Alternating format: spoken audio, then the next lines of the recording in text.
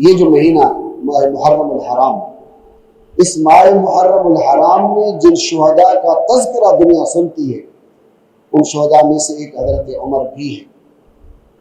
قرآن کریم نے اس آیت میں مفسرین نے لکھا کہ اشداء علی الکفار سے مراد امیر المومنین عمر بن خطاب رضی اللہ عنہ۔ کیسے تھے حضرت عمر؟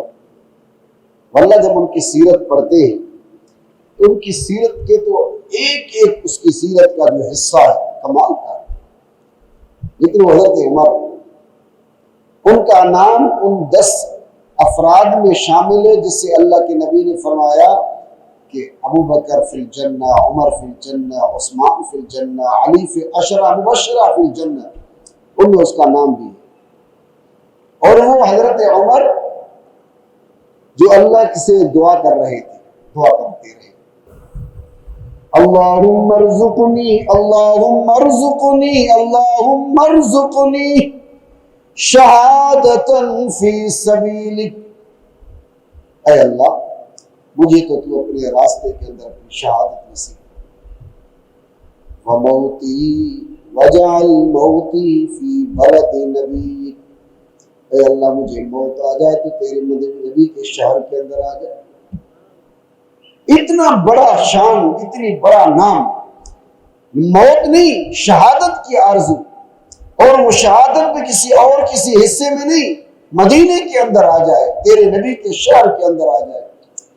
اور اللہ رب العالمین نے اس کی صرف دعا کو سنا نہیں، اللہ نے قبول بھی کیا، اور ایسا قبول کیا کہ وہ جو اشداء علی الکفار کا مصداق تھے، جب اس نے دعا کے لیے ہاتھ اٹھائے تو اس کی دعا قبول ہوئی، اور اس کی موت جو شہادت ہوئی وہ صرف مدینے میں نہیں ہوئی بلکہ اس مسجد نبوی کے محراب کے اندر واقع ہوئی جہاں پر اللہ کے رسول صلی اللہ علیہ وسلم پوری دنیا کی امامت فرماتے۔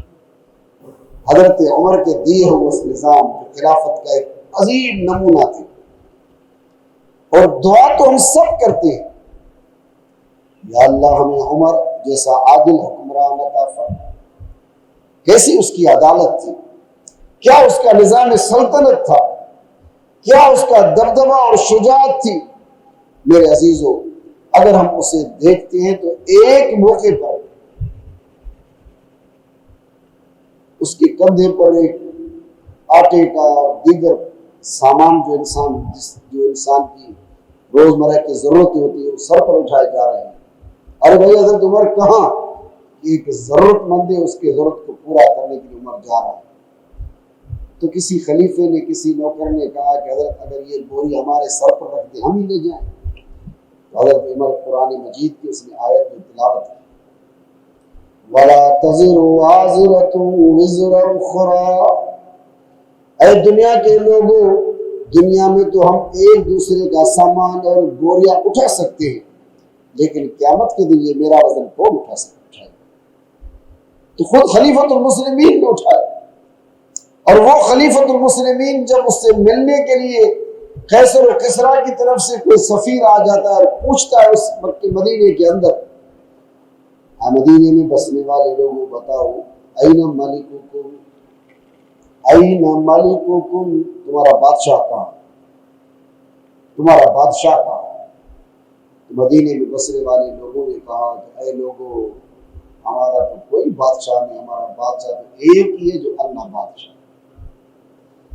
اللہم مالک الملک تؤتی الملک من تشاء، اللہم مالک الملک، ہمارا تو ایک ہی بادشاہ ہے، اور کسی کو بادشاہ تسلیم ہی نہیں کرتے۔ پھر بھائی وہ کون آپ کے حکومت چلاتا ہے؟ اس نے کہا کہ ہمارا ایک خلیفہ ہے۔ چلو اسے ملنے تو بھائی وہ کہاں ہے؟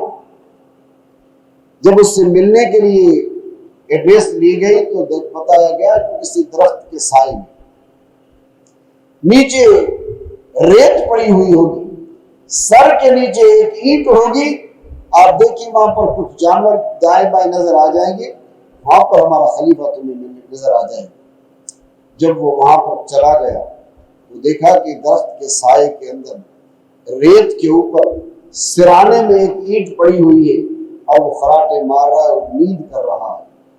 اس سفیر نے کہا کہ ہمارے لوگوں کو تو اپنے گھروں کے اندر چوکیداروں اور چوروں میں نیند نہیں آتی، عمر یہ تم یہاں پر؟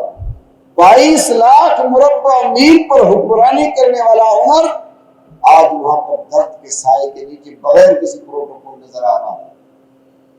उन्होंने पूरे समाज के अंदर एक अदल की हुक्मरानी कायम की हुई थी। अजीजों, अदल की हुक्मरानी थी। उनका अदल मुस्लिम और गैर मुस्लिम के लिए तराजू एक ही जगह पर खड़ा होता था। कुरान करीम ने जो अल्लाह के नबी का तज़किरा किया, फिर उनके साथ चलने वालों का जो तज़किरा किया, अगर आज के दौर का इंसान अल्लाह के नबी को समझे और उसको पढ़े और उसके साथ चलने वालों की वो जिंदगी को देखे, उसके निज़ाम सल्तनत को देखे, तो मेरे अजीजों, ये पाकिस्तान में पूरी दुनिया अमन का गहवारा बन सकती है।